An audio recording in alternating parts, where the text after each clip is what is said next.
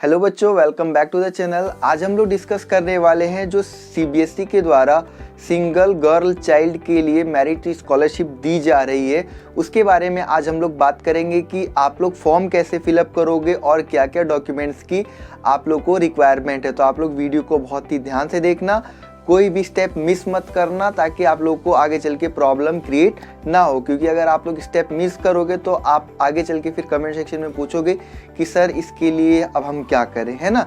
तो गलतियां नहीं करनी है, क्योंकि यहाँ पे क्लियरली ये मेंशन किया गया है कि अगर आपका जो एप्लीकेशन है अगर एक बार कैंसिल हो जाता है तो आप उसको दोबारा अप्लाई नहीं कर पाओगे, क्योंकि आप लोग को इस अपने बोर्ड का रोल नंबर यूज़ करके अप्लाई करना होगा। तो आप लोग दोबारा अप्लाई नहीं कर पाओगे, इसलिए ध्यान से देखना। मैं कुछ बातें बता रहा हूँ यहाँ पे। सबसे पहली चीज़ कि ये जो सीबीएसई सिंगल गर्ल चाइल्ड के लिए स्कॉलरशिप दे रही है वो किस बच्चे को मिलेगा, उसके लिए आप लोग पिछली वीडियो जाके देख सकते हैं, वहाँ पे कंप्लीट प्रोसेस है। अगर आप लोगों ने पिछली वीडियो नहीं देखी है तो एक चीज़ और मैं इसके अंदर ऐड कर देता हूँ कि अगर आप लोगों के क्लास 10th में 60% आए थे या 60% से अबव आए थे तो आप लोगों को ये स्कॉलरशिप मिलेगी। इस स्कॉलरशिप में आप लोगों को 500 रुपीज़ पर मंथ जो है मिलेगा। और साथ में आपको वहाँ पे ये भी बताना होगा कि आप लोगों का जो जैसे फॉर्म फिलअप करते समय आपको ऑप्शन आएगा तो वहाँ पे आपको ये भी बताना होगा कि आपका जो मंथली ट्यूशन फीस है वो 1500 रुपये से कम है, यानी कि 1500 रुपये से कम है, तभी आप लोगों को स्कॉलरशिप ये मिलेगी। तो आप लोग हर एक बात को जो है बहुत ही ध्यान रखना, ठीक है। कोई भी यहाँ पे गलती नहीं होनी चाहिए आप लोगों से। चलो यहाँ पे अगर हम लोग बात करें कि एलिजिबिलिटी के बारे में, तो मैंने आप लोगों को बता ही दिया है यहाँ पे कि एलिजिबिलिटी आप लोगों के लिए क्या होनी चाहिए। इस बात का ध्यान रखना, जो ट्यूशन फीस है वो 1500 रुपये से ज़्यादा नहीं होनी चाहिए, ठीक है। पहला पॉइंट ये हुआ यहाँ पे क्लियर। दूसरे पॉइंट की अगर मैं बात करूँ कि यहाँ पे मोड क्या होगा कि पैसे जो है आपको ऑनलाइन ही मिलेंगे और उसके लिए वेरिफिकेशन भी होगा। ऐसा नहीं है कि आप लोगों ने अप्लाई किया और आप लोगों के अकाउंट में पैसा आ जाएगा। सीबीएसई पहले वेरिफिकेशन भी करवाएगी, आपके स्कूल में वेरिफिकेशन होगा, आपका पर्सनल वेरिफिकेशन होगा, तब जाके ये जो स्कॉलरशिप है वो मिलती है। और यहाँ पे क्या क्या चीज़ें, कौन कौन से डॉक्यूमेंट्स की रिक्वायरमेंट है उसके बारे में भी हम लोग बात कर लेते हैं। दो ऑप्शन थे, एक तो जो क्लास 10th अभी रिसेंटली 2020 में पास आउट हुए हैं गर्ल्स, उन बच्चों की, उन लड़कियों के लिए है जो अभी 11th में पढ़ रही हैं, या फिर कि जो लड़कियां 11th में हैं, जो 11th में है और अब वो 12th में चली गई हैं, ठीक है। यानी कि पिछले साल कह सकते हो कि 11th में थी, अब वो 12th में चली गई हैं, तो उन बच्चियों के लिए भी है।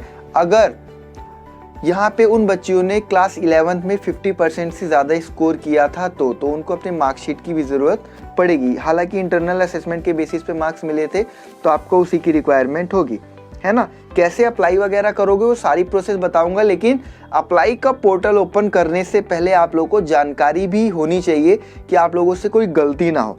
तो यहाँ पे डॉक्यूमेंट कौन कौन से रिक्वायर्ड होंगे आप लोग यहाँ पे नोट कर लीजिए। पहला है इनकम सर्टिफिकेट, दूसरा है कास्ट सर्टिफिकेट, तीसरा है प्रूफ ऑफ एडमिशन, है ना। प्रूफ ऑफ एडमिशन वगैरह आपका जब अंडरटेकिंग आप लोग लोगे तो आप लोगों को पता चल जाएगा। अंडरटेकिंग के बारे में अभी मैं बताने वाला हूँ, ठीक है। और फोर्थ है आप लोगों का बैंक अकाउंट विद डिटेल, आपकी बैंक अकाउंट होनी चाहिए, पासबुक, ठीक है, पासबुक वगैरह होना चाहिए। फीस स्ट्रक्चर डिटेल होनी चाहिए। ये क्योंकि कोई भी बच्चा अगर सीबीएसई से एफिलिएटेड स्कूल में पढ़ता है तो वो भी अप्लाई कर सकता है, इसलिए है। Passport size photos, scanned signature, आपका सिग्नेचर हो वो भी स्कैन करा हुआ, क्योंकि आप लोगों को जब ऑनलाइन अप्लाई करोगे तभी आप लोगों को अपलोड करना होगा, तो स्कैन करा हुआ सिग्नेचर होना चाहिए। आइडेंटिफिकेशन कार्ड होना चाहिए, आईडी कार्ड जिसे आप लोग कहते हो, है ना। और मार्कशीट होनी चाहिए, अगर आप लोग 11th की मार्कशीट होनी चाहिए। अगर आप लोग 12th के लिए स्कॉलरशिप लेना चाहते हो, वही जो बोल रहा है कि अगर रिन्यू वाला ऑप्शन है आपके पास तो वहाँ पे आपको 11th क्लास की मार्कशीट चाहिए होगी, ठीक है। और साथ में अगर आप लोगों ने 10th पास आउट करी है पिछले साल और 11th में हो तो आपको 11th की मार्कशीट की रिक्वायरमेंट नहीं है, एज यूजुअल, कॉमन सी बात है। नेक्स्ट पॉइंट है आधार कार्ड आपका लिंक होना चाहिए आपके बैंक अकाउंट से, और आपके पास a copy of bank passbook, आपकी बैंक पासबुक की कॉपी भी होनी चाहिए, ठीक है। और इससे पहले भी अप्लाई आज ही नहीं कर देना है कि आप लोग वीडियो देख रहे हो आपने अप्लाई कर दिया, उससे पहले अभी बहुत काम है, इसीलिए यहाँ पे आप लोग को अप्लाई करने के लिए काफ़ी ज़्यादा टाइम दिया गया है। तो आप लोग को एक एफिडेविट बनवाना है 50 रुपये के स्टैम्प पेपर वाला, जिसमें आप लोग को ये असाइन कराना पड़ेगा कि आप लोग जो अपने घर में सिंगल चाइल्ड हो और वो भी गर्ल हो, ठीक है। और ये एफिडेविट का फॉर्मेट क्या होगा उसके लिए भी मैं अभी आप लोग को बता दूंगा कि आप लोग फॉर्मेट कैसे करोगे, ठीक है। फॉर्मेट क्या होना चाहिए उसके लिए, इसके लिए भी मैं आप लोगों को बता दूंगा, ठीक है। चलो अब हम थोड़ा सा आगे जानकारी ले लेते हैं कि आप लोग जो है रजिस्टर कैसे करोगे, है ना। तो सबसे पहले आप लोग क्या करना है, cbse.gov.in की वेबसाइट पे जाना है। मेन वेबसाइट पे जाओगे, स्कॉलरशिप पे क्लिक करोगे।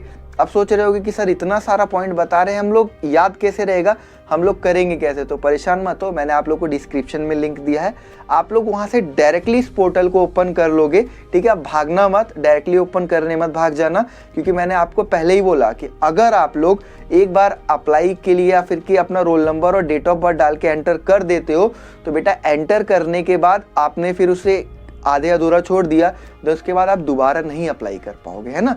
तो इसलिए पहले बात को ध्यान से समझो।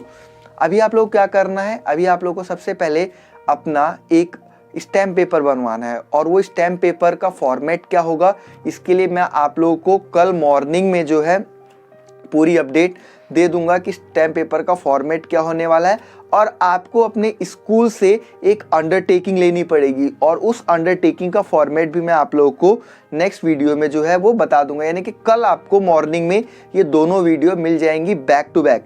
तो आप लोगों को कल ये दो काम जो है अपने कंप्लीट कर लेने, क्योंकि अभी हमारे पास 17 तारीख का टाइम है, तो उससे पहले आप लोग को ये दो काम कंप्लीट कर लेने हैं। बाकी अगर आपका इनकम सर्टिफिकेट नहीं है तो आप इनकम सर्टिफिकेट बनवा लीजिए, है ना। इतने दिनों में तो बन के आराम से आ जाएगा। और अगर आप लोग के पास कास्ट सर्टिफिकेट अगर लगाना चाहते हो तो ठीक है, अदरवाइज कोई बात नहीं, जनरल कैटेगरी से हो तब तो कोई दिक्कत नहीं है। अगर बाकी और किसी कैटेगरी से हो तो आप लगा सकते हो, वरना कोई ज़रूरत भी इतनी नहीं होती है कैटेगरी की, ठीक है। तो कास्ट सर्टिफिकेट यहाँ पे इतना मैटर भी नहीं करेगा, लेकिन अप्लाई वाली जो प्रोसेस है उसमें बेटा ध्यान रखना, उसमें कोई गलती ना होने पाए। तो मैं आपको एक एक स्टेप बताऊंगा, कल मैं आप लोगों को पूरा फॉर्मेट दे दूंगा कि आप लोग जो स्टैम्प पेपर बनवाओगे तो जनरली आप लोग किसी भी डिस्ट्रिक्ट कोर्ट में जा सकते हो, वहाँ पे जहाँ पे एफिडेविट बनता है वहाँ पे आसानी से आप लोगों को बन जाएगा, ठीक है। आप लोगों का स्टैम्प पेपर बन जाएगा। और याद रखना ओरिजिनल स्टैम्प पेपर ही चाहिए, फोटोकॉपी नहीं चलेगी, ठीक है। तो आपका स्टैम्प पेपर आसानी से बन जाता है, 50 रुपये का स्टैम्प पेपर है तो 100-110 रुपये में आसानी से बन जाएगा, उसमें कोई दिक्कत वाली बात नहीं है। और उसी के साथ स्टैम्प पेपर बन जाएगा। एक काम और करवा लेना, एक अंडरटेकिंग का भी फॉर्मेट आप लोगों को बता दूंगा, वही अंडरटेकिंग आप लोगों को निकलवा के क्या करना है, अपने स्कूल से डेटा फिल करके उसके अंदर खुद डेटा फिल कर लेना, स्कूल वाले साइन करके स्टैम्प वगैरह लगा देंगे। आई होप आप सभी को वीडियो अच्छी लगी हो। अप्लाई करने के लिए मैंने लिंक तो दे रखा है बेटा, लेकिन अभी अप्लाई मत करना, मेरा कहना यही होगा, ठीक है। आप लोग वहाँ पे अपना जो 10th क्लास का रोल नंबर है उसको डाल के और डेट ऑफ बर्थ डाल के आप लोग लॉगिन कर सकते हो, लेकिन लॉगिन करने का भी कोई फ़ायदा नहीं है। जब सारे डॉक्यूमेंट्स कलेक्ट कर लेना देन उसके बाद आप लोग लॉगिन करना। मैं वेट करूंगा, कमेंट सेक्शन में बता देना अगर कोई भी प्रॉब्लम होती है डॉक्यूमेंट के रिगार्डिंग। जैसे कि दो काम बहुत ज़्यादा ज़रूरी है, एक अंडरटेकिंग का काम और दूसरा है एफिडेविट का काम। ये दोनों काम आप लोग करवा लीजिए, उसके बाद मैं आप लोग को बता दूंगा कि कैसे कैसे आप लोग फॉर्म जो है अपना फिलअप करोगे। All of you thank you for watching the video. Be connected, channel पे नए हो तो सब्सक्राइब कर देना, कोई भी नोटिफिकेशन ना मिस होने पाए जिसकी वजह से आपकी स्कॉलरशिप रह जाए। और अगर आप लोग और बच्चों को जानते हो जो इस स्कॉलरशिप का फ़ायदा उठा सकते हैं तो उनको भी आप लोग क्या कर सकते हैं, वीडियो शेयर कर सकते हैं। Thank you.